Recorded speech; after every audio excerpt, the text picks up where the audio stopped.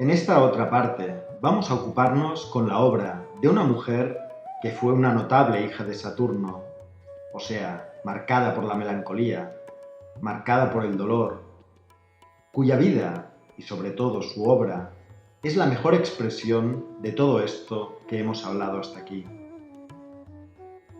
Aporta una experiencia individual, siempre es individual o no es. Todos estos temas que hemos tratado adquieren así una expresión única cuando se han vuelto vivencia, para usar la expresión de Ortega y Gasset. Una expresión única, una manera única, una imagen única que se encarna y conforma en una vida y en una obra. No es un concepto abstracto que se repite, no, es una experiencia vivencial, con color, olor, sabor y saber. Parte de uno mismo y no puede repetirse sin desvanecerse. Por eso, esto lo han vivido muchos, pero cada uno, igual que los alquimistas, lo cuenta de una forma única y experiencial. Hay muchos hijos de Saturno. En el seminario anterior le dedicamos un homenaje a Marsilio Ficino, uno de los grandes hijos de Saturno, que a través de la melancolía entró en su depresión, descubrió el mundo del alma, resolvió, o mejor dicho, disolvió el problema, no huyendo del dolor, sino haciendo del dolor la herramienta del conocimiento. Y su descubrimiento del alma afectó a toda una época, afectó a toda la Florencia del Renacimiento y promovió el renacimiento de Florencia. Sí, porque el alma no está separada del mundo. Ahora vamos a ir a otro ejemplo muy distinto, a quien rendiremos homenaje.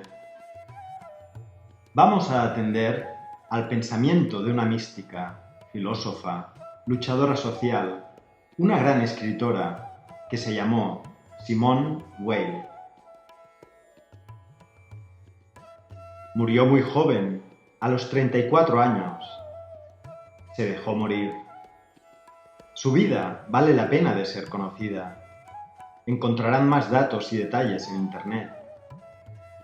Una joven de origen judío, nacida en Francia en 1909. Estudió filosofía, donde ya mostró un talento destacado. En su clase fue la primera. La segunda se llamaba Simone de Beauvoir, que era su compañera, otra mujer y pensadora interesante, otra gran melancólica, otra hija de Saturno.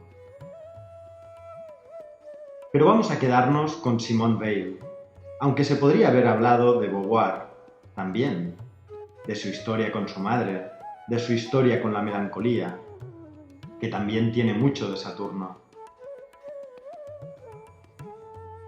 Simone Weil y sus ideas son de un profundo gnosticismo, un sentirse alienada de esta realidad, de una profunda conmiseración con el sufrimiento humano, y por lo tanto se rebela contra las condiciones de esta sociedad. Brillante en filosofía, como lo era, decide dejar la carrera. Ya trabajaba de profesora muy jovencita, pero da la mitad de su sueldo a las comunidades obreras, a las que apoya en su lucha revolucionaria. Sienta muy mal que una profesora dé su sueldo y su abierto apoyo a los obreros. Le cuestionan su puesto y ella renuncia, porque decide ir a probar por su propia experiencia lo que es ser un explotado en esta sociedad. Y se emplea como proletaria en la Renault, en la fábrica de coches. Su constitución física es tan débil y tan frágil que se enferma inmediatamente. Pero la experiencia de la repetición, de lo colectivo, del poder, de la denigración de la opresión, de la desgracia, es poderosísima. Así pues, tiene que dejar esto. Y claro, justo comienza la guerra en España, y Simone Weil, flaquita, raquítica y enferma, se viene a ayudar a los revolucionarios en la Guerra Civil Española. No simplemente meditaba y se desentendía del mundo, no. Su meditación estaba afuera también. Todo el tiempo afuera y adentro, como un alquimista.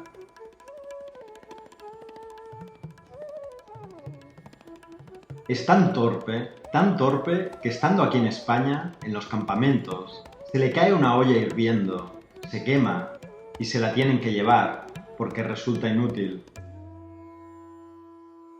Comienza la Segunda Guerra Mundial. En Francia se padece la ocupación. Su familia, siendo judía, huyen al sur. La detienen, pero la sueltan muy rápido por considerarla loca. Su familia se va finalmente a Estados Unidos para poder sobrevivir a la guerra.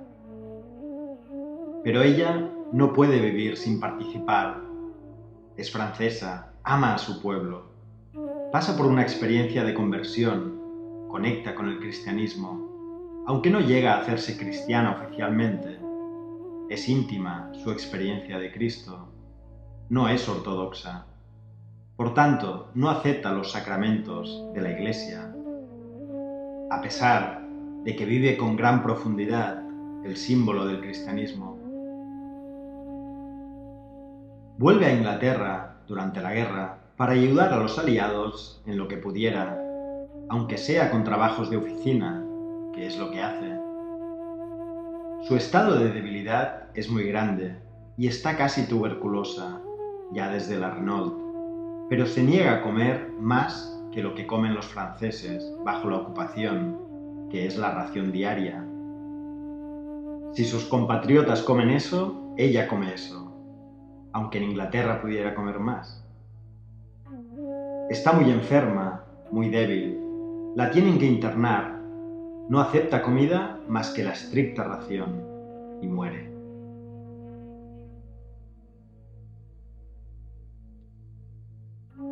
Los médicos certifican que fue un suicidio porque no quiso aceptar comida, porque estaba loca.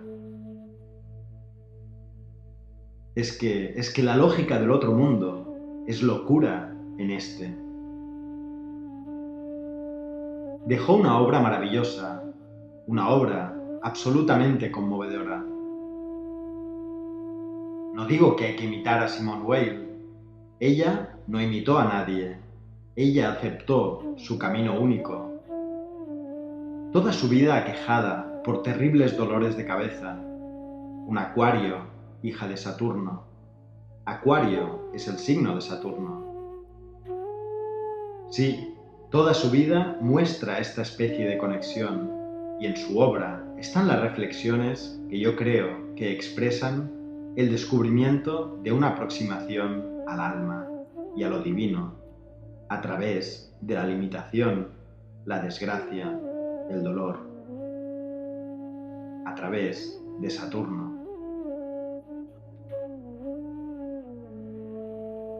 Vamos a leer algunas cosas y veremos hasta qué punto tienen que ver con lo que hemos dicho. Por ejemplo, nacemos y vivimos en contrasentido, porque nacemos y vivimos en el pecado, que es un trastocamiento de la jerarquía. La primera operación en nuestra vida es la vuelta, la conversión o el retorno. Ya hemos visto que para el gnóstico el primer reconocimiento de que este no es su mundo es vivir aquí dándose la vuelta. El retorno, el regreso al mundo perdido. Pues ella lo tiene claro. Esto no es. Esto es el pecado. El pecado es la ilusión. El pecado es la mentira. El pecado es lo irreal. El pecado no es la moral sexual del puritanismo o la clase media. Simón no está para esas tonterías. El pecado consiste en otorgarle valor de Dios a lo que es finito. El pecado consiste en imaginar arbitrariamente en cualquier objeto finito la presencia del polo del que hablaba Corbin. Cuando haces de cualquier cosa de este mundo el polo, eso es pecaminoso, eso es concupiscencia, eso es imaginación enceguecedora que no permite reconocer el mundo que te está aguardando.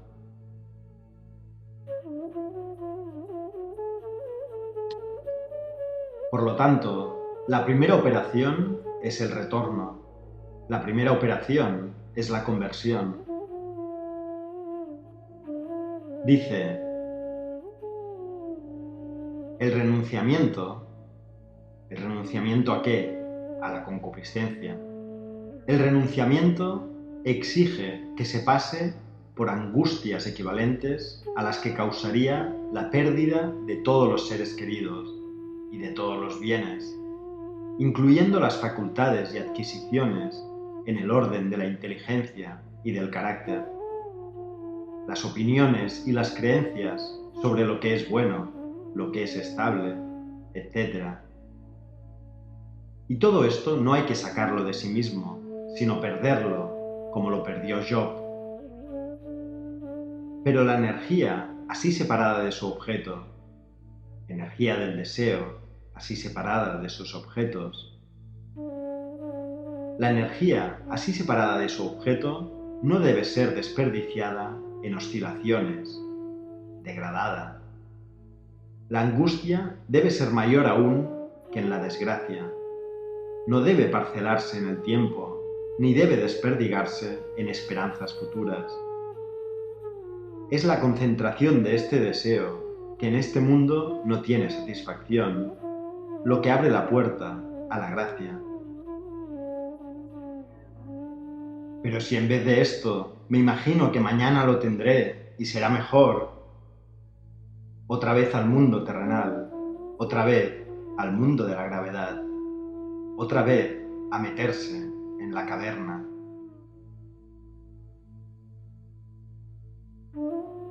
Dice Simone Weil, si nos consideramos en un momento determinado, en el instante presente, separado del pasado y del futuro, somos inocentes. No podemos ser en este instante más que lo que somos. Todo progreso implica una duración, la cual es imaginario. Corresponde al orden del mundo en este instante que seamos lo que somos.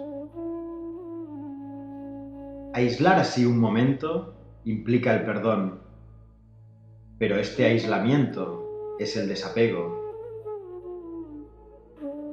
que claramente es el único camino para ella.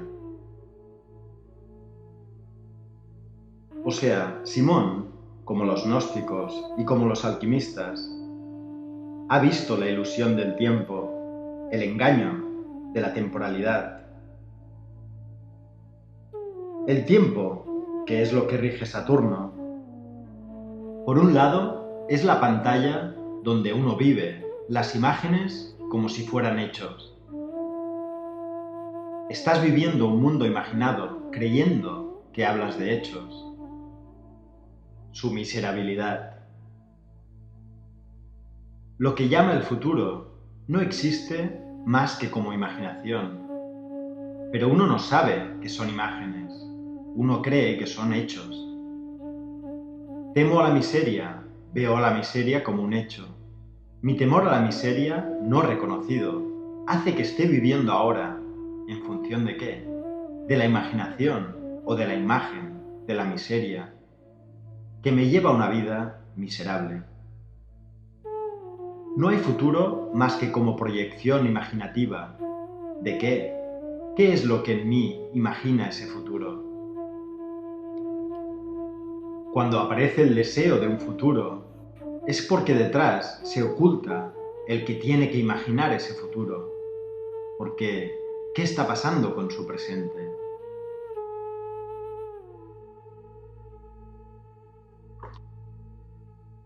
Imaginar un futuro es inevitable, sí, pero lo que es evitable es literalizarlo, para poder así reflejarlo.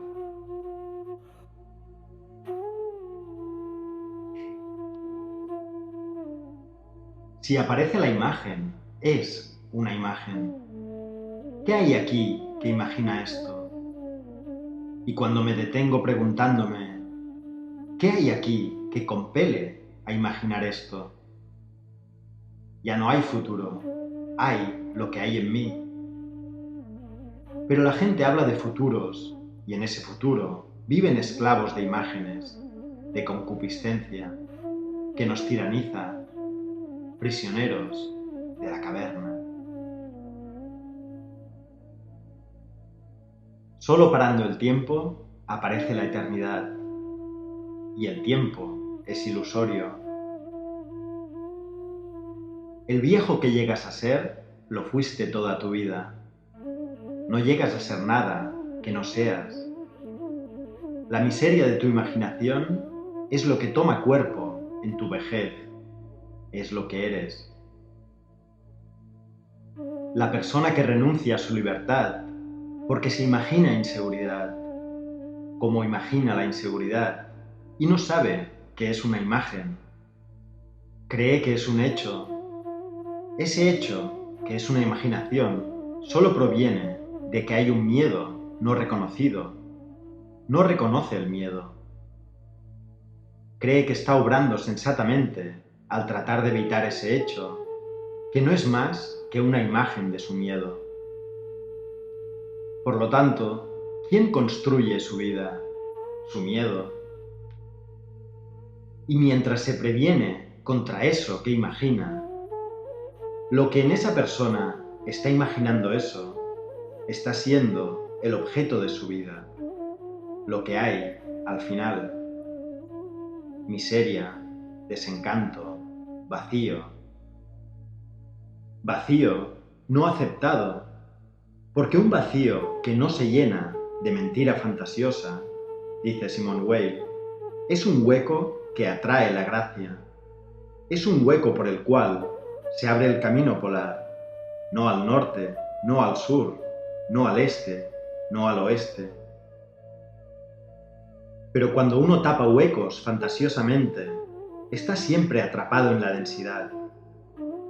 Fantasía, un mundo donde no entra gracia alguna.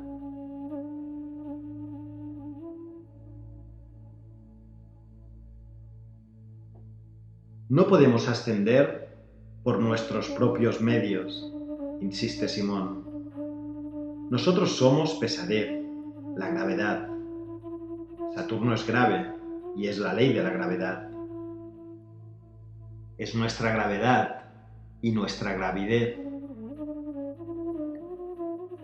Yo soy pesado, por tanto, ¿cómo voy a levantarme a mí mismo?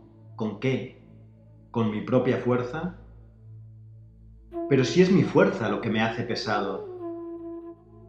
Querer ascender con la propia voluntad es como querer levantarte por los aires, tirándote del cabello, como el legendario barón de Munchausen. Yo no puedo levantarme a mí mismo. Yo peso. Yo soy el peso. Por lo tanto, debo ser levantado y elevado por lo que yo no soy. Dejarse acoger. Pero claro, cuando yo imagino que lo que me tiene que levantar es tal cosa, eso que yo digo que quiero que me levante no es más que una extensión del yo. Por lo tanto, yo no. Yo no para que entre el otro.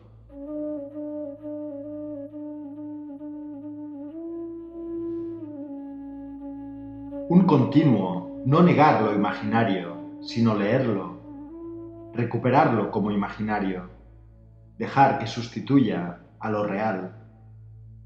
¿Qué es lo real? Lo desconocido. Lo real es seco, lo real es lo que es. Lo imaginario es la fantasía arbitraria, para compensar y satisfacer, imaginariamente, la propia concupiscencia. Concupiscencia, apego, agrandamiento de la propia importancia. Así, aquellos más virtuosos son los más peligrosos de todos, porque junto con todo lo que conquistan, aumentan su «ah, yo lo he conquistado». Y donde hay yo, no hay espacio para la gracia, solo hay gravedad. Vamos a leer algo más. Muerte, estado instantáneo sin pasado ni futuro, indispensable para el acceso a la eternidad. No está hablando de muerte literal. No crean que muerte quiere decir que el cuerpo se muere y se detienen sus funciones vitales. Una cosa que imaginamos, porque no sabemos lo que es vivir eso. Otra vez, tenemos miedo a lo que imaginamos. Hablamos de la experiencia de morir en vida. Muerte es la depresión. Muerte es cuando ya nada de eso es. Muerte es la caída hacia adentro. Muerte es el hueco que se abre donde estaba todo lleno. Muerte es renuncia a todo futuro, a todo acontecer como devenir, llegar a ser, y consecuentemente, desarrollo, crecimiento, aprendizaje, mejoramiento, perfeccionamiento, etcétera, etcétera. Y ella con lucidez dice: muerte, estado instantáneo sin presente ni futuro. Desesperación, la detención, no hay adelante, será así siempre, estoy acabado. Estado instantáneo, sin pasado ni futuro, indispensable para el acceso a la eternidad. ¿Qué esclaviza? El tiempo. ¿Y qué es el tiempo? La imaginación del tiempo. Nada. Luego, nada me hace ser lo que soy, sino lo imaginario. No es mi infancia, ni mis padres, ni mi pareja, ni mi jefe. Son las imaginaciones literalizadas en mi vida, lo imaginario. El creer que necesito lo que necesito, sin mirar de dónde viene esa convicción de la necesidad. Ella lo dice todo el tiempo. Su obra es maravillosa. Son pequeñas frases, pero como puñaladas. Ella dice que solo el vacío admite a la gracia. Donde hay futuro y pasado, no hay vacío. Hay un lleno de imágenes. El pasado aún mejor, porque el pasado es intocable y en ese sentido se parece a la eternidad. Pero el futuro es la proyección de lo que haré, lo que me pasará, lo que vendrá sin estar aún. El algún día no existe más que como imagen, y como tal imagen actúa ahora, en el presente, que es lo que hay. Lo que hay, por tanto, no se atiende, sustituido por la imaginación de lo que habrá. ¿Qué puedes imaginar tú que no quepa en ti? Todo lo que tú imaginas es como tú. Lo otro, tú no lo puedes imaginar. Por lo tanto, lo otro solo puede aparecer cuando tú te retiras, cuando tú ya dejas, cuando tú sueltas.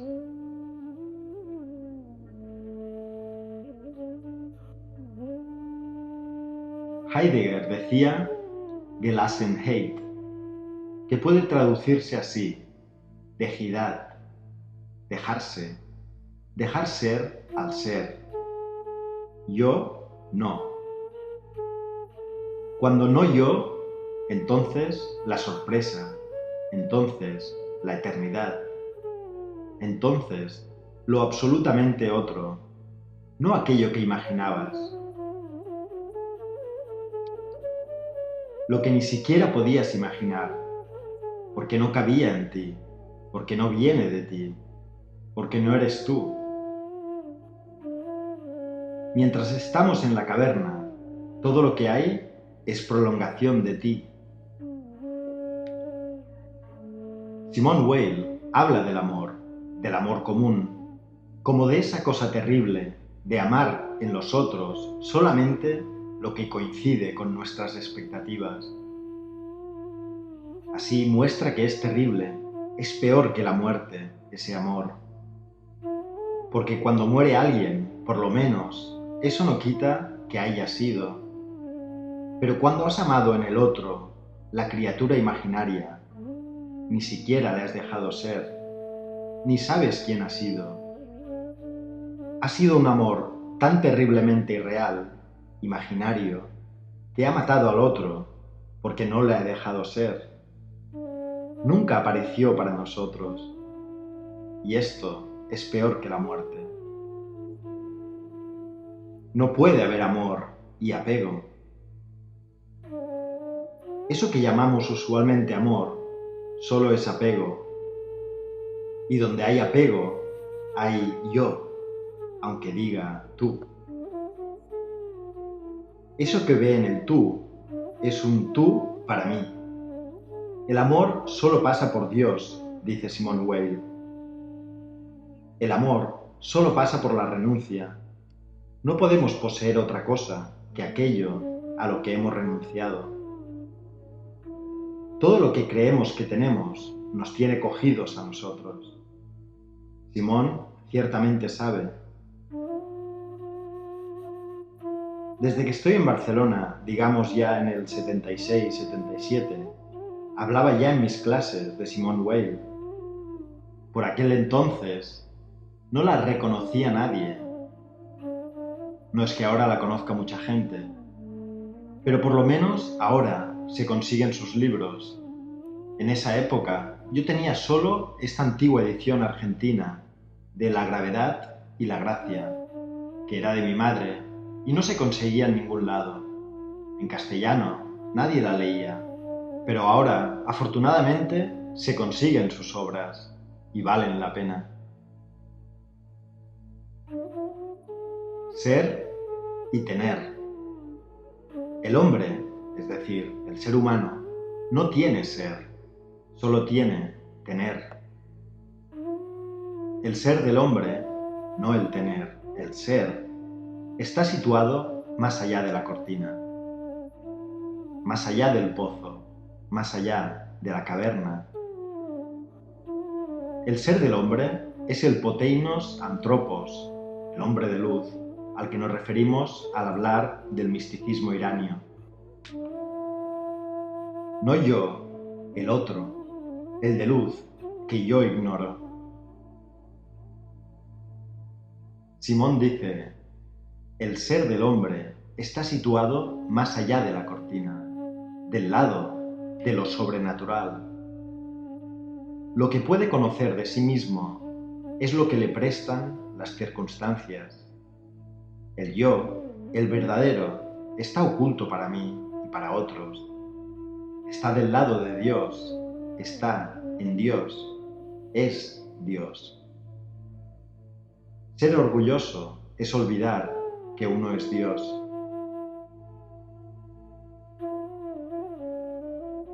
La cortina es la miseria humana. Había una cortina a un paraíso.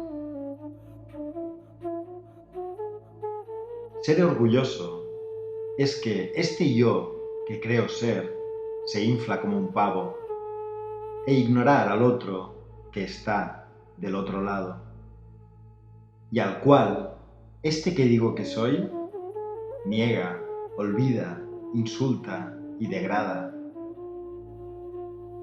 Así que el orgulloso es un pobre hombre, que no sabe ni sospecha quién es. Infla la imagen porque está vacío. Dice Simone Weil: no hay que ser yo, pero menos todavía un nosotros. La ciudad da el sentimiento de estar en la propia casa, pero de lo que se trata es de sentirse en casa, como en el destierro, estar arraigado en la ausencia de lugar. Ese es el Polo Norte. ¿Qué quiere decir arraigado en la ausencia de lugar? Que ninguno de estos lugares es casa, hay desarraigo. Y cuando quiero hacer una casa aquí, una casa en mi profesión, una casa en el que dirán, una casa en ti, una casa en mis hijos, una casa en mi futuro, estoy haciendo una casa donde no hay casa posible. Por lo tanto, hay un desarraigo que permite echar raíces en nada de aquí. Nada de aquí, el otro lado, lo que los sufís llaman el Polo Norte de la noche y el sol de mediodía, que no es sino el octavo clima. En el octavo clima, que no está en la tierra, ahí están las raíces, y por lo tanto, en la tierra no las hay. Esta es la base del desapego de Simón, que es muy poderoso. Dice: solo desarraigándose se busca más realidad. No menos, más, porque esto no lo es. Hay que leerla, vale la pena. Lleva a cuestionarse, lleva a descubrir la propia miseria, a descubrir la miserabilidad de los grandes propósitos, de los buenos motivos, la vanidad del egoísmo. Puede llevar a depresión, es el camino de Saturno, pero es una contundente apertura a la gracia, como puede serlo el camino gnóstico, el camino alquímico. De hecho, su obra más sugestiva, en mi opinión, se llama La gravedad y la gracia. La gravedad es lo imaginario, lo que se adhiere a la caverna. La gracia solo puede aparecer cuando hay vacío.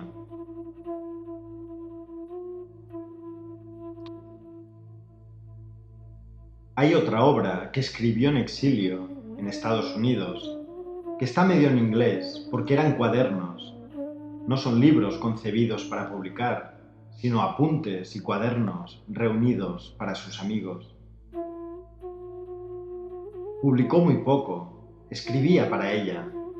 Escribía sus meditaciones mientras estaba en el campo de batalla o en la fábrica de Renault o con sus tremendas jaquecas. No escribía libros para publicar y ser una autora. Son solo íntimas meditaciones y que sus amigos, cuando murió, reunieron, y menos mal, para publicar, para mostrar su talento. Ella escribió para nada. Solo cuando es para nada, viene de la gracia. Lo que es para cualquier cosa está entregado a lo imaginario, sea lo que sea esa cosa. Lo hago por el bien de la humanidad. No, lo haces por esa imagen que hay en ti de lo que es el bien de la humanidad. Lo haces por una imaginación, lo haces porque te inflas sintiéndote vinculado a esa imagen. Las cosas o son para nada o no son, pero nada es Dios. Dios es nada de eso. Esa apertura a la nada es apertura a la gracia. Suena duro, pero duro es lo que vives, eso es duro. Irredento, esclavo, engañado, vacío, tratando de llenarse con ruidos, esperando de los otros lo que no hay en los otros, esperando de la vida con la concupiscencia no sacrificada. Los caprichos vanos del ego que no permiten descubrir lo que hay en la belleza. La belleza no llega al ego. El ego solo quiere utilizar la belleza. No se puede reconocer la belleza si no se pone atención. Pero la atención es justamente renunciación al yo. En otro libro titulado A la espera de Dios, muy hermoso, Simone Weil escribe acerca de la atención y de la plegaria. La atención es necesaria para la plegaria, y la plegaria, ciertamente, no tiene nada que ver con pedir, demandar.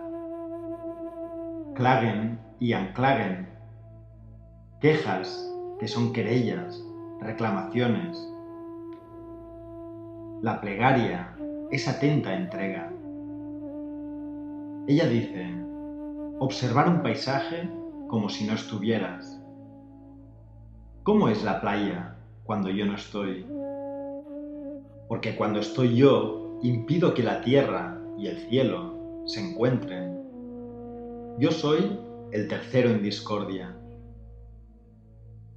Entre dos amantes, eso que en mí dice yo, destruye su unión. Un estar sin estar, la única manera. Retirarme permanentemente para dejar que todo sea. El único bien no sujeto al azar. El único bien no sujeto al azar, el único, es el que está fuera de este mundo. Fuera del mundo es ese centro del mundo que no está en el mundo. El mundo es la puerta cerrada. El mundo es una barrera y al mismo tiempo es el pasaje. Justamente porque está cerrado, porque no es, justamente por eso es el pasaje al otro. Simón escribió, este mundo, dominio de la necesidad, no nos ofrece absolutamente nada, sino medios. Es decir, siempre cosas para otra cosa. Medios, medios, medios. Dinero, ¿para qué? Para otra cosa. Porque el dinero por sí mismo no es nada. El fetichista hace del dinero un objeto final. Y no tiene nada, solo la imaginación puesta.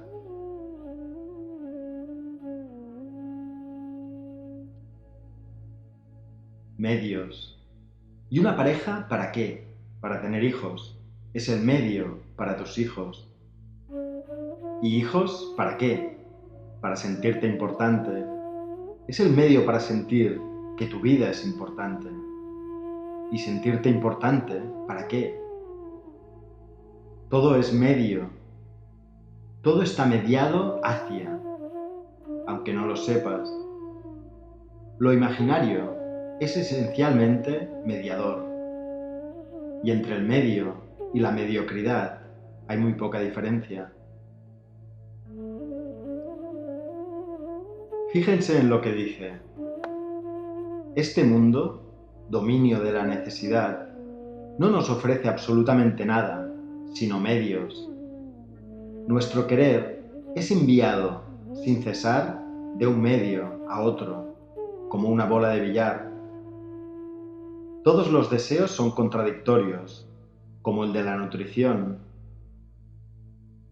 Quisiera que aquel que amo me ame, pero si me es totalmente devoto, ya no existe y dejo de amarlo. En tanto que si no me es totalmente devoto, no me ama bastante. Hambre y saciedad, hambre y saciedad.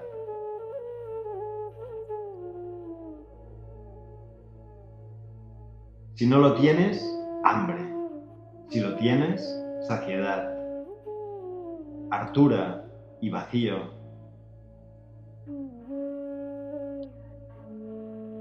Darse cuenta de esto es la primera de las grandes verdades.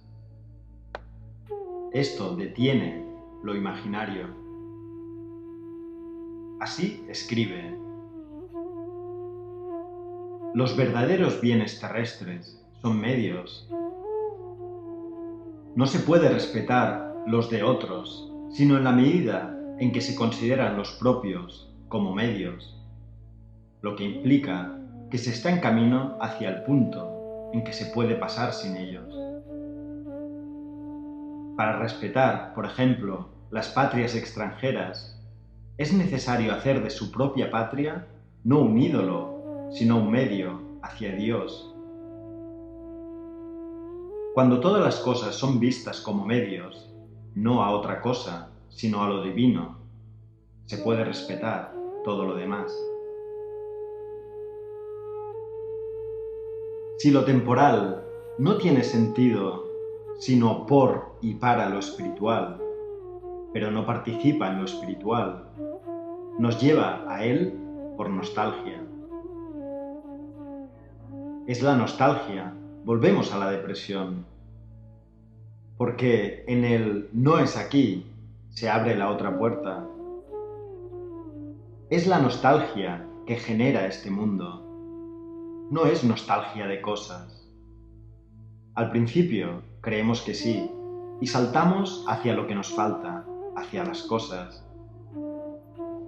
Cuando te das cuenta de que lo que falta no es esto del mundo, esta nostalgia abre el vacío, y en el vacío desciende la gracia. Dice así: si lo temporal no tiene sentido sino por y para lo espiritual, pero no participa en lo espiritual, nos lleva a ello por nostalgia, por superación. Es lo temporal como puente, como medio. Es decir, lo temporal como medio ¿para qué? ¿Para algo que está en el tiempo? No, lo temporal como medio que me conecta con lo intemporal.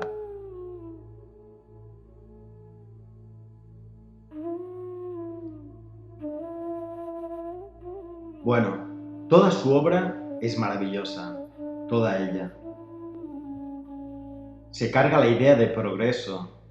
Si no hay futuro, no hay progreso, evidentemente. ¿Cómo va a haber progreso? ¿Progresar a dónde? ¿Progresar a qué? El error de los griegos, de los romanos y de los judíos es haber creído que por el caminar hacia adelante se asciende. Progresar es avanzar en el horizonte. Al polo no se avanza progresando, se asciende. Y puesto que ninguno de nosotros puede ascender por su propio esfuerzo, porque el esfuerzo tuyo no te puede levantar, sino que te hace más denso, el yo quiero pesa porque es una afirmación y una extensión del yo. Por lo tanto, ¿cómo es posible ascender? Te tienen que levantar, tiene que levantarte otro. ¿Cómo te puede levantar el otro si no hay espacio en tu vida para lo otro, en tanto no sea lo imaginario? Y si solo se abre la puerta a lo imaginario, no hay espacio para la gracia, que es justamente ese otro que aligera y posibilita el ascenso.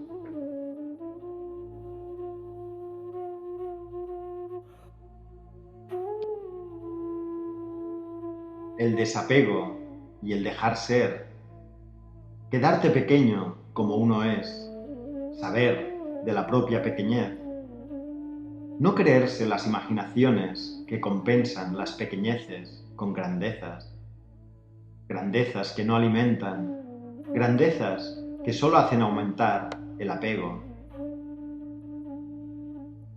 Cuando a través de esto uno se da cuenta de lo pequeñito que es y ya no avanza, porque no hay a dónde.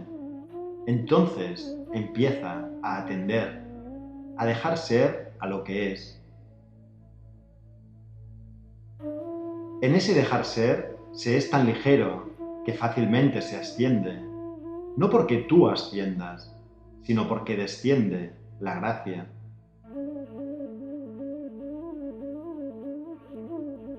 Es muy bonita su visión, está convencida de que es así, convencida todo el tiempo. Su experiencia fue esa, su experiencia fue justamente una vida absolutamente de entrega. Porque, ¿qué podía querer para sí? Lo único que quería era admitir lo otro. Donde hay espacio para lo otro, hay espacio para todo.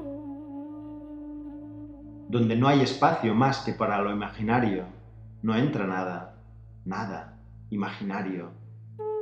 Tremendo. Por lo tanto, en cuanto se derrumban futuro y pasado, que son medidas imaginarias, solo hay lo que hay. Y las imágenes, reconocidas como imágenes, son el pasaje a lo otro. Pero literalizadas, no resultan sino compensaciones, y por ello, agentes de la gravedad.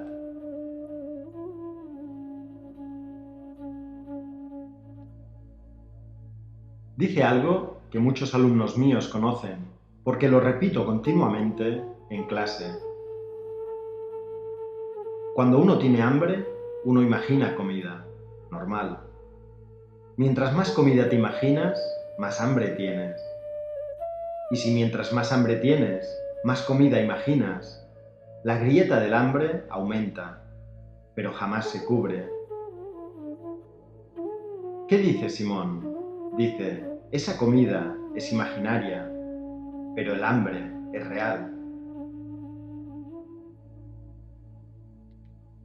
Atente al hambre y suelta lo imaginario. Reconoce el hambre, en lugar de saltar a la comida imaginaria, sin darte cuenta del hambre que hay en ti. Ese hambre no lo colma ninguna imaginación. Ese hambre, diría ella, solo lo colma Dios. Y Dios, diría Simón, es lo que no es imaginario, o sea, lo que yo no puedo imaginar. Es otro, absolutamente otro. Interesante, ¿verdad? Quiero lo que quiero, pero ¿qué es lo que me lleva a querer? ¿Qué imagino que hay en eso? ¿Qué se imagina en mí que hay en eso? De repente me doy cuenta de que no hay metas, no hay objetivos, solo hay miseria, miedo y angustia. ¿Esto es terrible? Terrible no. Lo terrible es creerse que hay fuerza, hay conquista y hay objetivos. Que solo mienten respecto al propio vacío, colmándolo imaginariamente. Pero si sé que hay vacío y me atengo al vacío, entonces hay la gracia. Esa es la gracia, no hay otra gracia. Y esa gracia es que ya no estás aquí. Estás aquí de una manera tal que aquí ya no es como era cuando estabas colmado de imaginación. Desde el polo se puede estar en todos los puntos de la geografía terrestre, sin estar anclado, fijado, arraigado en ninguno.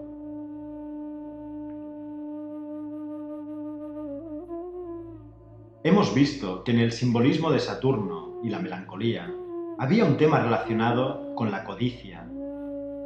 Saturno, como rey del Lacio, como dador de leyes y de paz, enseñó a los hombres la acuñación de monedas.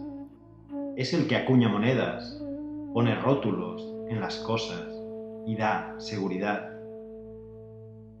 Curiosamente, dentro de los atributos comunes de Saturno en la astrología antigua y medieval, y todavía hoy, está la codicia, la tacañería, la miserabilidad. La voracidad con la que uno come mucho en casa ajena y en la propia está vacío. Yo ya les conté que esta sombra se proyectó en el judío. El judío es Saturno, el judío es negro. Pues todo eso que dicen de los judíos, todo eso es la imagen de Saturno. Voraz, interesado, no te puedes fiar, va a la suya, si da, da por algo, porque amarroca.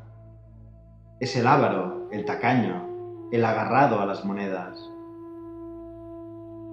Hay algo de esto en una dimensión de Saturno, hay algo de esta miserabilidad, hay algo de este miedo a no tener, que curiosamente vimos que pasaba en la melancolía.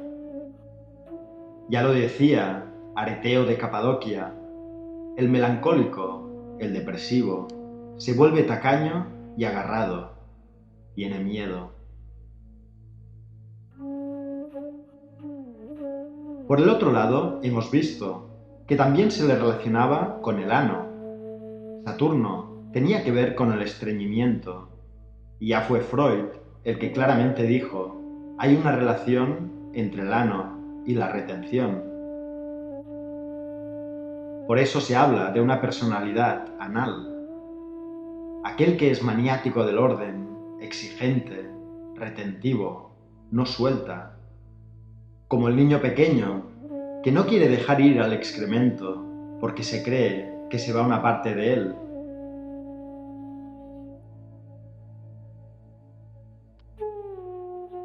No quiere decir que el ano sea eso, porque según a través de que Dios lo mires, puede mostrar cosas distintas. Desde la mirada de Atenea, el ano es un lugar de higiene. Según Afrodita, el ano es una fuente de placeres y fruición. Por Mercurio, el ano es una manera de organizar y limpiar el organismo. Pero si se trata de Saturno, el ano es el excremento que hay que retener porque es mío. ¿Qué tienen que ver el estreñimiento y el ano con Saturno? En el anterior seminario, dedicado a Saturno y la melancolía, ya mencioné que en Roma había una estatua dedicada a un dios, Saturnus Esterculeum, Saturno, el del estiércol. Así que hay una conexión, rige el estiércol. Pero el estiércol también es abono, y rige la siembra, rige los campos, rige la simiente. ¿Qué relación hay entre el ano, la retención, la acuñación de moneda, la literalidad, el no ver las imágenes que hay en las cosas, sino tomarlas como hechos, y la retención? Podríamos decir que ahí hay una imagen poderosa. Saturno, según cuentan los mitos, inventó la banca, los bancos, la acuñación de billetes y monedas. ¿Y qué son los bancos? Ahora llega el momento de... ¿queremos conocer el ano? Vamos a enterarnos, pues, vamos a enterarnos del poder de la imaginación en cada uno de nosotros y en la sociedad en la que vivimos, el azufre colectivo. Saturno rige el poder del dinero. ¿Pero qué es el dinero? Increíble, en una fiesta yo puedo preguntar por los amores que tienes, pero no te puedo preguntar cuánto ganas, ¿verdad? Es de mal gusto. De dinero no se habla. El dinero es una cosa muy propia. El dinero, desde que el cristianismo sostuvo que al César lo que es del César y a Dios lo que es de Dios, se trató de dejar al dinero sin alma. Pero hay mucha alma en el dinero. Hay mucha imaginación en el dinero. Recuerden que la imaginación, las imágenes, son expresión de lo anímico. Hay mucha psique en el dinero. Creer que el dinero es solo dinero es no descubrir todo lo psíquico que hay puesto en el dinero. El alma siempre está debajo, enterrada en lo reprimido. Ahí se encuentra el alma. En lo oculto que mueve el dinero está la verdad del imaginario y de la imaginación. Es móvil de muchas cosas el dinero, es la imaginación de muchas cosas.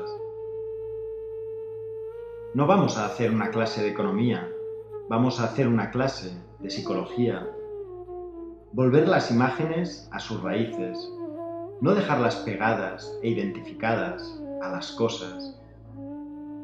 Mostrar que el dinero no es una cosa, es una imagen que convoca infinidad de imágenes. Una imagen poderosísima, una imagen que crea nuestro destino, mientras nosotros, entre tanto, intentamos ser espirituales.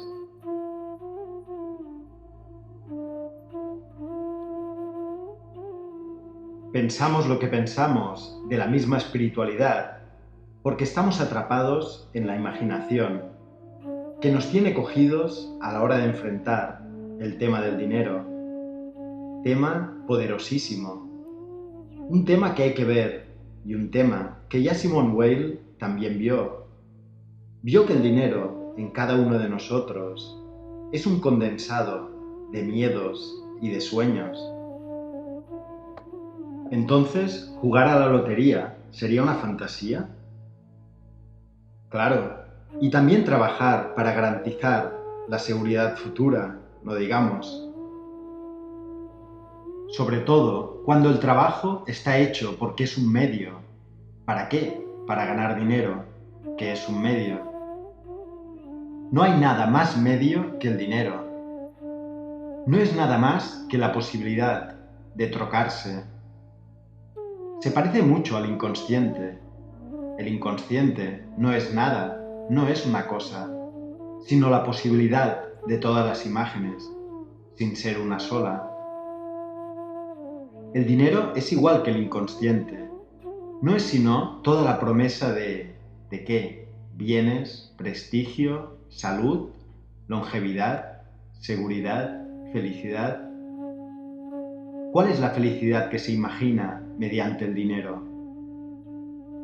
Solo a partir del miedo a no tener, de la retención, se fantasea en la posesión.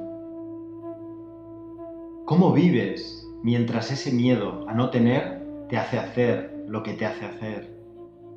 Tú dices, no, lo hago para evitar esto. Eso que estás seguro de que existe.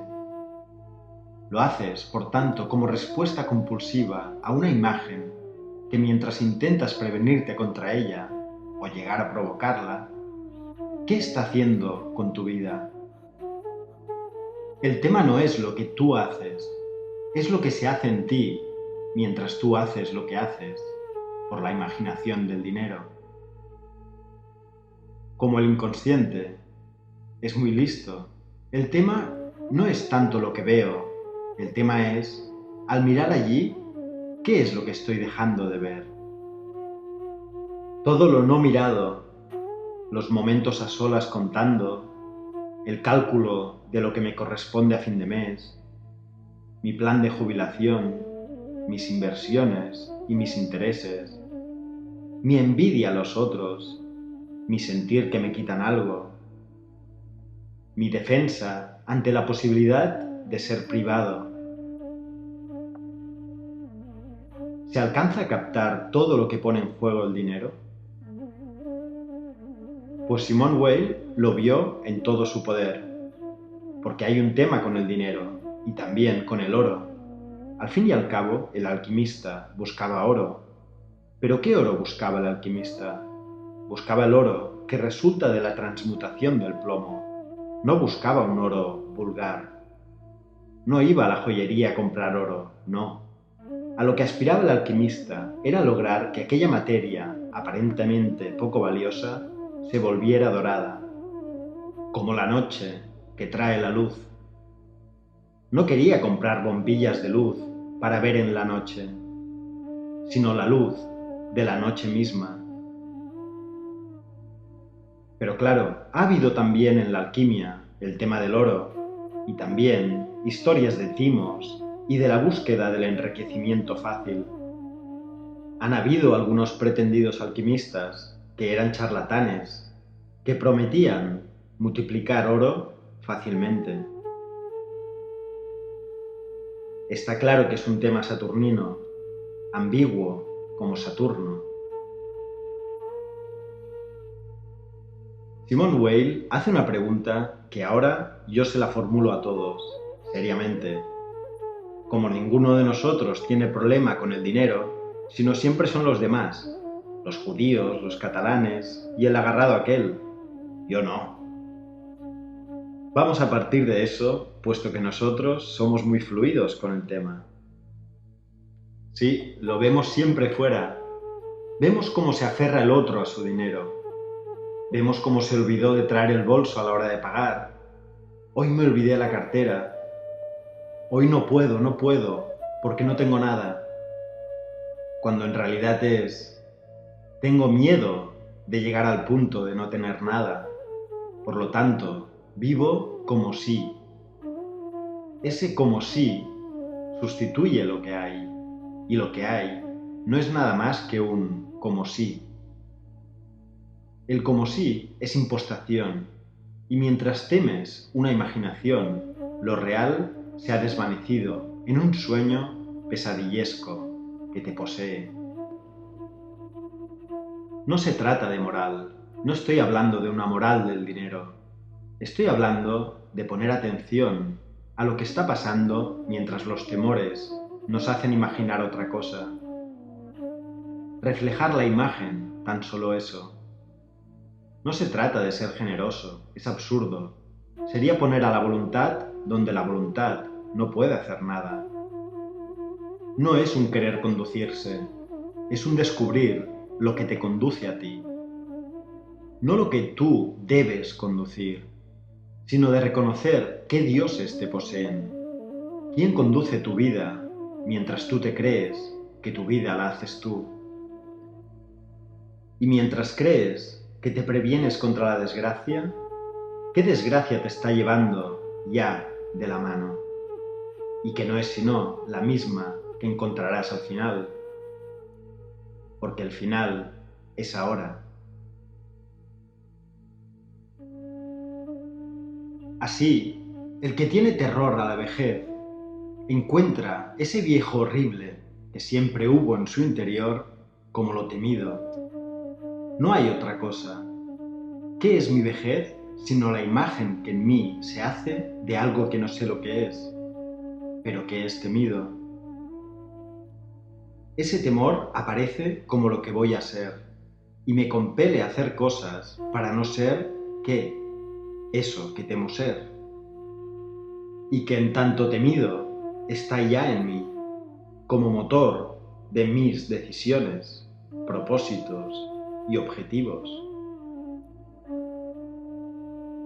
Pero mientras esté prisionero de esa imagen, será justamente la maldición de esa imagen, literalizándose en mi vida, motor de mi destino, agente de la fatalidad. Siempre estamos poseídos, principalmente por la ilusión de que yo hago. Eso es lo primero que debería perderse.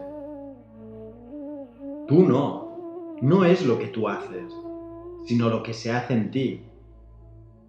Y podría atender al que lo hace en mí, en lugar de padecerlo, literalmente. Simone Weil hace esta primera pregunta. Imaginemos, porque nosotros no somos así, un avaro. El avaro junta y no gasta. La imagen de Saturno, del judío, del catalán. Mete en una caja que no toca, sino para guardar más en ella y para recontar lo que hay, nunca para usarla de otro modo. Tiene su tesoro escondido. Ese tesoro está bajo tierra, lo tiene escondido. No lo ve, hace días que no ha ido a contarlo, pero se siente seguro. Cuando le roban el tesoro a un avaro, ¿qué le roban? ¿Qué le roban realmente? ¿Se han dado cuenta de que le roban lo que nunca tuvo? ¿Qué es lo que importa para el avaro? El sentir que ahí hay algo, no el tesoro, sino la imagen de que hay un tesoro. Mientras pueda sustentar esa imagen, la imagen le trae una seguridad de que está ahí y que no tiene nada que temer. Aparece en su desnudez que lo que tenía no era un tesoro, sino un terrible miedo, y ahora el miedo aparece al desnudo. Se le ha robado la imaginación de una seguridad, no la seguridad, ya que nunca la hubo, pero se le ha robado la posibilidad de imaginar la seguridad. No la seguridad no la hubo, solo había la imagen de la seguridad. Vivía miserablemente, pero con la seguridad de que había algo, aunque no lo hubiera. Pero mientras tuviera la imagen, ¿qué le sustentaba? ¿En qué se apoyaba? No en el tesoro, ya que cuando se lo han robado y aún no lo sabe, sigue sustentándose. Si el tesoro fuera su sustento, al desaparecer el tesoro, caería. Pero todo sigue igual para él, mientras no sabe que el tesoro ya no está. Cuando se da cuenta, entonces es claro que no le han robado sino lo imaginario. Solo cuando ya no puede sustentar su imagen, que está adherida al cofre enterrado, entonces ésta desaparece y con ella la seguridad que tenía, digamos, 3 días antes, cuando el tesoro tampoco estaba, pero estaba la imaginación. ¿Hasta qué punto éste condiciona la existencia? ¿Qué sé yo de la realidad si donde estoy viviendo no sé ni lo que hay? Solo sé lo que temo. ¿Qué nos hace este miedo? ¿Qué nos infligimos por este miedo? Nuestro temor a la miseria nos lleva a estar viviendo miserablemente. Y se puede así tener toda la fortuna del mundo y vivir miserablemente, porque se tiene solo lo imaginario. Sustentados por la imagen, ¿por qué hacer depender esa imagen de algo tan frágil como un tesoro? Y no de algo ya perdido y por tanto imposible de perder. Solo puede poseerse aquello a lo que se ha renunciado.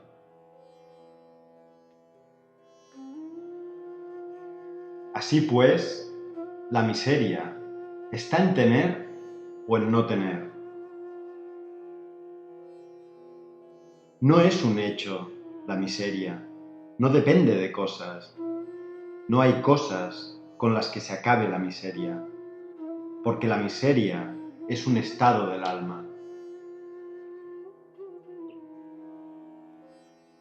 De manera que, cuando crees que te estás preparando contra la miseria, esa misma miseria está actuando ya en ti. Pero no la adviertes. Uno atiende a la comida imaginaria en lugar de atenerse al hambre. Lo que le han quitado al avaro, al robarle su tesoro, es la posibilidad de imaginarse comida, y se queda ahora con el puro hambre que siempre hubo, pero sin el sustento para lo imaginario. No le han quitado nada, pero se lo han quitado todo.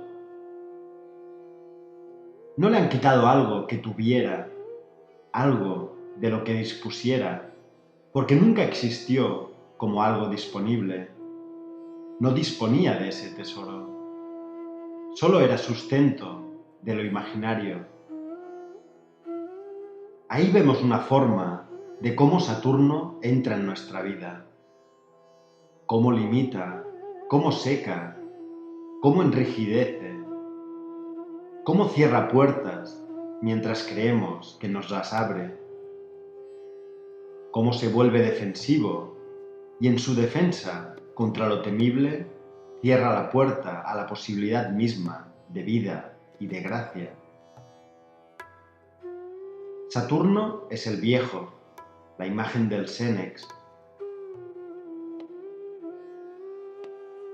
Nos volvemos eso, porque eso ya habita en nosotros y nunca ha sido atendido como tal, sino que hemos seguido literalmente lo que nos susurraba al oído. Dentro de 10 años serás pobre si no tomas medidas ahora. No habla de un tiempo que no existe. Su truco es el tiempo que es imaginación. Mientras se alimenta del presente y alienta a la desconexión del presente con la eternidad, volviéndolo solo un medio para un futuro. Actúa en nosotros ya, mediante la imagen de dentro de 10 años. Por supuesto que nadie tiene idea del futuro. No hay dentro de 10 años. No hay sino imaginación. Pero esa imaginación, no reconocida como imagen, literalizada, desencarna la propia existencia. Simone Weil insiste en que estamos desencarnados por la imaginación. No tenemos contención, somos así como fantasmas desencarnados por lo imaginario. Lo imaginario desencarna, no da cuerpo en tanto que presencia. No posibilita así la atención, que es presencia y que es presente, y por ello mismo es eternidad. Lo imaginario, en tanto que desconocido como tal mundo de imágenes, no da absolutamente nada. Roba realidad. De modo que mientras nos imaginamos situaciones, somos criaturas de lo imaginario. No hay cuerpo, no hay caricia, solo hay miedo y esperanza, que son dos caras de una sola moneda. Solo hay defensa. El no ver esto no lo hace menos tremendo, sino que lo hace más implacable. Se cumple como un destino. De modo que el destino te lleva a eso con lo que estás viviendo en todo momento, inadvertidamente. La cuestión no es ¿qué será de mí? La cuestión es ¿qué está siendo? ¿Qué está siendo cuando la imaginación no se refleja, sino que se literaliza y no es reconocida como alma, sino anticipada como hechos? De ahí lo interesante que es reconocer la imagen y retornarla, reflejarla en su origen.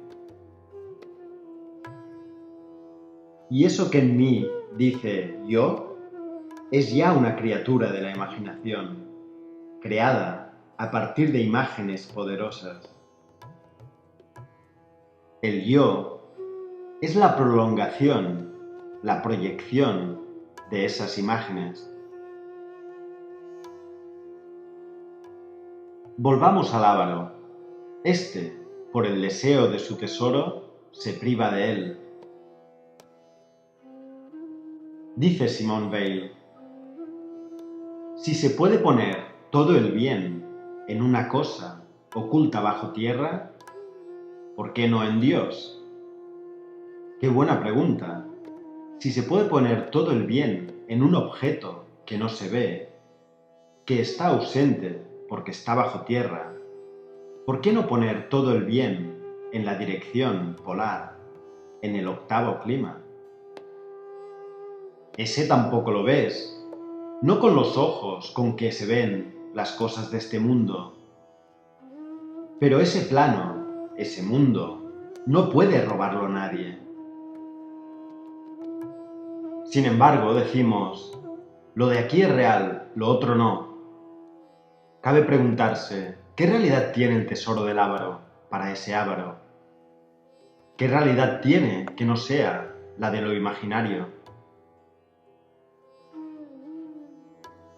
Dice Simone Weil, pero cuando Dios se vuelve tan pleno de significado como el tesoro para el Ávaro, hay que repetirse que no existe, experimentar que se lo ama aún sin existir. Ese es el desapego. Simone Weil, refiriéndose a Dios, dice: Él es quien, por la operación de la noche oscura, se retira a fin de no ser amado como un tesoro por el Ávaro. Cuando se ama a Dios como el Ávaro ama a su tesoro, se ha perdido a Dios, porque en ese caso solo se le ama como lo imaginario.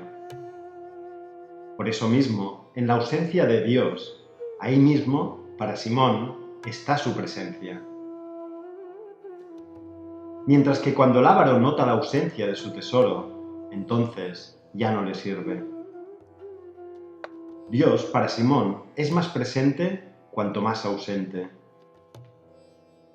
Mientras más se aprecia el vacío respecto a las cosas imaginables, más espacio para la gracia. En otra reflexión, Simone Weil escribe: llegar a saber exactamente lo que perdió el Ávaro a quien se ha robado su tesoro, se aprendería mucho.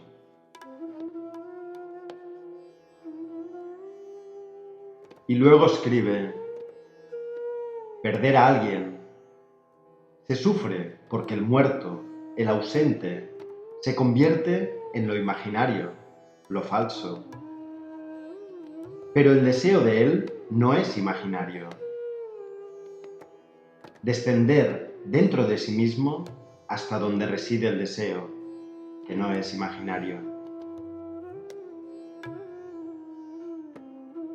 Volvemos a los temas que vimos al mencionar la alquimia. El deseo no es lo imaginario, sino los objetos del deseo. Por ello, escribió: hambre.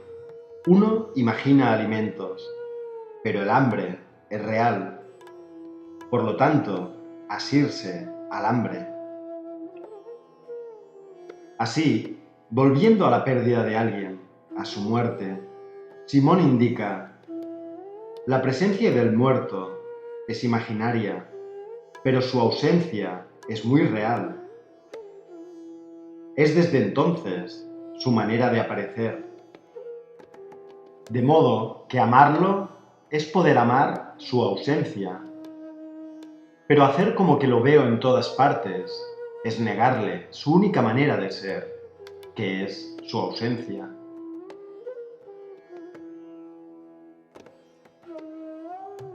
Hace años conocí a una mujer, un caso patológico, muy unida a su hijo, viviendo a través de la vida de su hijo, hasta que éste murió bastante joven. Entonces ella decía que no había muerto su hijo. Ella se consideraba feliz, porque para ella su hijo seguía presentándose de diversas formas. Me responde cuando le hablo, decía: siento el olor, está presente. Todo esto que ella llamaba vivir con su hijo era, sin embargo, negar la única forma en que su hijo podía ser, como ausencia. Al negarse a sentir su ausencia y volverlo imaginario, le negaba su ser y su singular manera de presentarse, como una ausencia. La única forma en que un muerto está presente es a través de su ausencia. Si se llena esa ausencia con imaginación, se le está negando inadvertidamente. Hasta ese grado de posesión llega a pasar por amor. Otro camino, sin duda más doloroso, es amarle tal como es, mediante su ausencia, sin cubrir su ausencia con imaginación. Aceptar que es otro, aceptar que no es una criatura de la imaginación, aceptar que es el vacío que ha quedado en tu vida, en lugar de llenar ese vacío con una compensación. Por ello, Simone Weil escribió: no poseemos nada en el mundo, pues el azar puede quitárnoslo todo. Esto es, no poseemos nada. El tesoro que posees es puramente imaginario. No poseemos absolutamente nada. Luego, la idea misma de posesión sigue siendo una imagen. Pero ¿cómo condiciona esa imagen? Si solemos hacerlo todo en función de la imaginación. Posesión del otro, posesión de un título, posesión de un crédito, posesión de un futuro, posesión de una salud que no me pertenece, posesión de un amor que no es amor, posesión de un dinero que no es más que una fantasía. ¿Qué posesión? Simone Weil lo tenía claro y decía: no poseemos nada en este mundo, pues el azar puede quitárnoslo todo. Lo único que poseemos es poder decir yo. Y eso es lo que hay que dar a Dios, es decir, destruirlo. También escribió: no hay absolutamente ningún acto libre que nos sea permitido, sino la destrucción del yo. La destrucción no debe entenderse literalmente. No está hablando del suicidio. Está hablando de la exclusión de ese punto de mira que interfiere continuamente, diciendo: yo, para mí, me hacen, no me hacen, ¿y yo qué? ¿Qué hay de mí? Eso es lo único que se puede entregar, ya que entregar cualquier otra cosa no es sino un desquite, una revancha del yo. Así, uno puede dar dinero, dar regalos, dar tiempo, a fin de no darse. Y de esta manera, uno no da nada. Lo único que puede darse es lo único que tienes, y lo único que tienes es este yo. Interesante la observación. De modo que solo puedes estar agradecido a Dios y al otro solo en la medida en que el otro dejó pasar a Dios. Pues en cuanto el otro estuvo presente como tal otro, o sea, como un yo, no hay nada que agradecer, porque no ha dado nada sino prolongarse en ti. Solo puedes amar en el otro la distancia, cuando el otro ha sabido retirarse para dejar pasar el don a través suyo. Los fariseos, escribió Weil, eran gente que contaban con su propia fuerza para ser virtuosos. Tenían, digámoslo así, la convicción de que podían curarse, mejorarse, desarrollarse por voluntad, ya que con fuerza, con voluntad, uno crece. Esos son los fariseos, quienes creen que el yo puede hacer algo más que autoafirmarse, que el yo puede ascender. Los fariseos, escribió, eran gente que contaban con su propia fuerza para ser virtuosos. La humildad consiste en saber que lo que se llama yo no tiene ninguna fuente de energía que le permita elevarse. Todo lo que es precioso en mí, sin excepción, viene de otra parte, no como un don, sino como un préstamo, que debe renovarse sin cesar. Todo lo que es mío, sin excepción, carece absolutamente de valor. y entre los dones recibidos, todo aquello de lo que me apropio pierde de inmediato su valor. Esta es la visión de Saturno, desencarnada, desapegada y por lo mismo capaz de acoger al vacío y por ello capaz de acogerlo todo. Cuando las imágenes son desvestidas de literalidad, originan así una sincera humildad, que es el único camino. No entrando en lo imaginario, sino mostrando la vanidad de lo imaginario, que no es lo imaginal. Lo imaginario y lo imaginal son dos cosas distintas. Dice así: no se posee sino aquello a lo que se renuncia. Todo a lo que no se renuncia se nos escapa.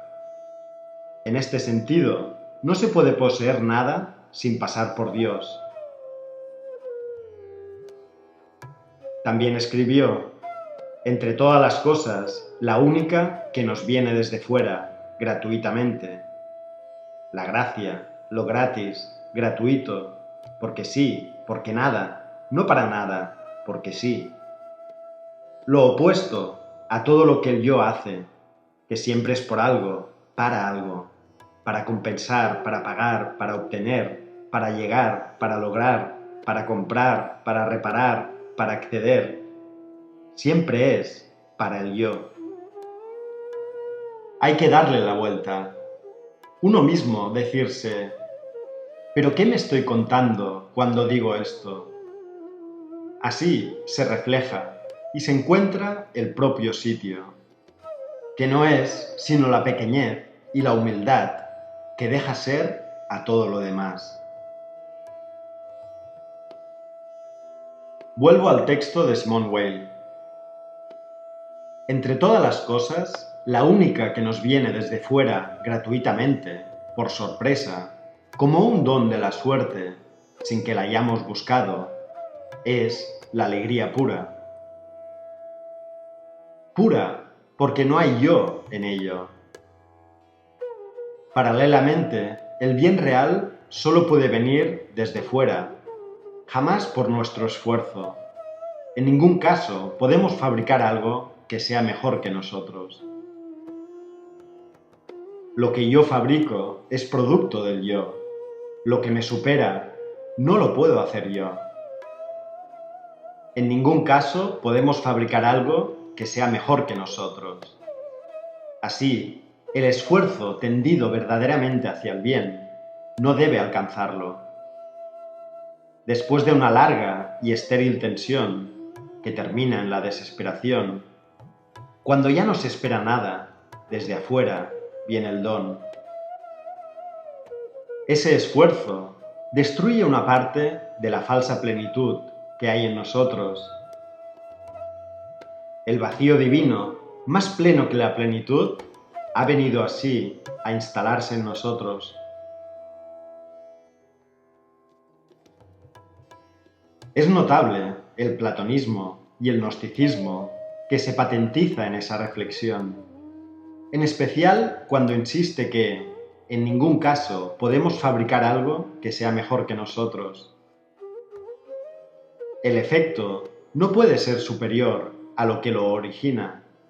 El fruto ya está contenido en la raíz. Luego, lo que me supera debe venir de otra parte. En otro texto, Simón dice: el tiempo, hablando con propiedad, no existe, salvo el presente como un límite. ¿Límite de qué? De lo desconocido, lo que no sé. No lo imaginario, sino lo que no sé. Lo imaginario es el intento de romper el límite, y no es más que una proyección de lo que hay ya en uno, más allá de un límite. Después del límite, ¿qué hay? No sé lo que hay. Hay el instante. Dice Simone Weil: el tiempo, Hablando con propiedad, no existe, salvo el presente, como un límite. Y sin embargo, estamos sometidos a él. Tal es nuestra condición. Estamos sometidos a lo que nunca existe. Aquí se ve el descubrimiento de la caverna. Estamos sometidos a lo irreal y estamos sometidos. Continúa Simón. Ya se trate de la duración pasivamente sufrida, como dolor físico, espera, pesar, remordimiento, miedo, o del tiempo manejado, orden, método, necesidad, programación. En los dos casos estamos sometidos a lo que no existe, pero nuestra sumisión sí existe. Estamos atados realmente por cadenas irreales. El tiempo irreal vela todas las cosas y a nosotros mismos de irrealidad. Esta reflexión es sumamente reveladora. Lo imaginario esclaviza. Lo imaginario es irreal, pero la esclavitud es real. Fíjate cuánto cambia cuando sé que estoy atado y no me creo libre, pero aún así las cosas me exigen. Es decir, cuando creo en la realidad del tiempo, doy una razón para estar atado, que es puramente imaginaria. Cuando me doy cuenta de que no hay tal realidad del tiempo, no quiere decir que no esté atado, pero me doy cuenta que ya no hay explicación para dar cuenta. Se acabó la excusa. El estado de atadura, el hambre que hay en mí, quieren ser reconocidos sin ser atribuidos a algo, sin ser explicados. Son lo esencial, lo original, y no soy yo. Esa es una gran visión. Aceptada se transforma en humildad.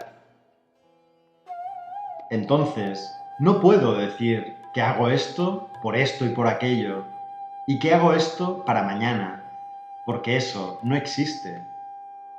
Lo hago porque soy un esclavo, porque estoy sometido, pero no lo hago por las razones y motivos que me doy, porque eso es lo irreal. Hay en Simone Weil una gran lucidez, una desconcertante revelación a partir de las experiencias básicamente saturninas, de limitación, de esclavitud, de gravedad, de la temporalidad, del instante y de la eternidad, y de la inevitable humildad.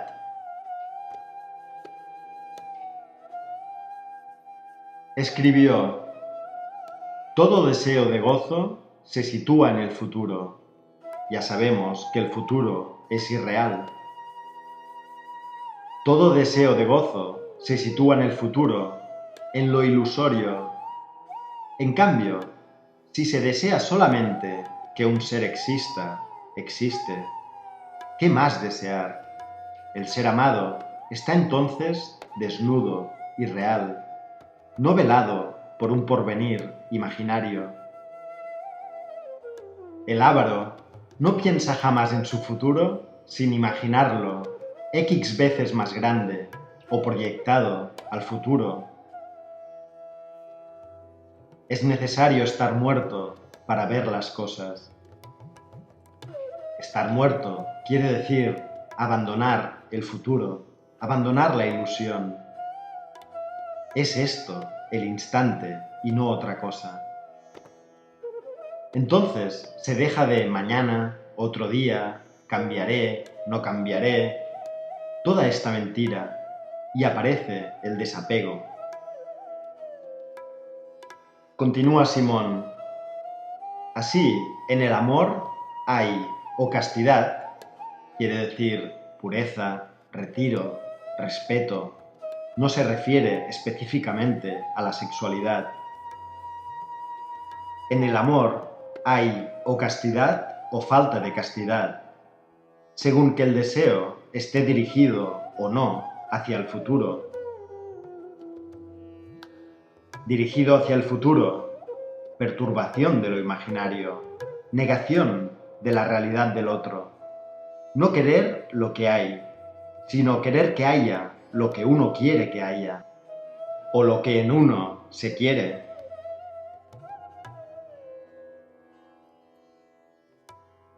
Continúa Simón. En este sentido, y a condición de que no esté dirigido a ninguna pseudo-inmortalidad, el amor que se profesa a los muertos es perfectamente puro, pues se trata del deseo de una vida acabada que ya no puede dar nada de nuevo. Ya no está muerto. Se desea que el muerto haya existido, y es cierto, ha existido. O sea, no se desea nada más que lo que es real.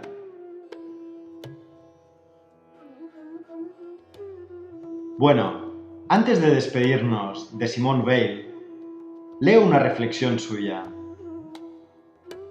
El movimiento ascendente en nosotros es vano, y peor que vano, si no proviene de un movimiento descendente.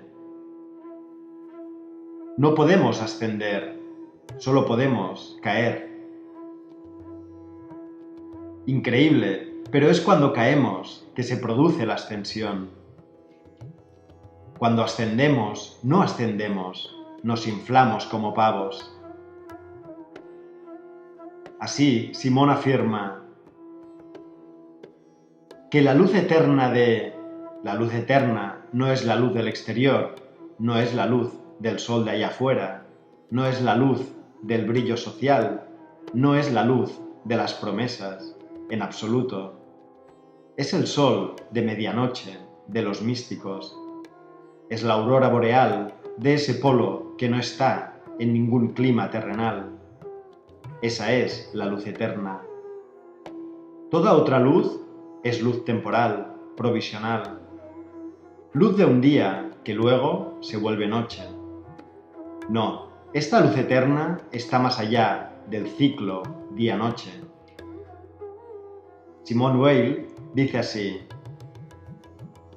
que la luz eterna dé no una razón para vivir y trabajar, sino una plenitud que haga superflua la búsqueda de estas razones. Ya no hay aquí necesidad de imaginar razones para vivir, sino la plenitud que es, simplemente, de gratis, sin razón de ser.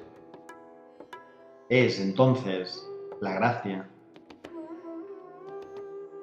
Así, podemos advertir que usualmente buscamos razones para ocultar la vaciedad y las insatisfacciones. Si no, uno necesita razones. Hago esto, por eso y por aquello. Todo eso es porque no es nada. Si fuera real, y por tanto pleno, no necesitaría razones.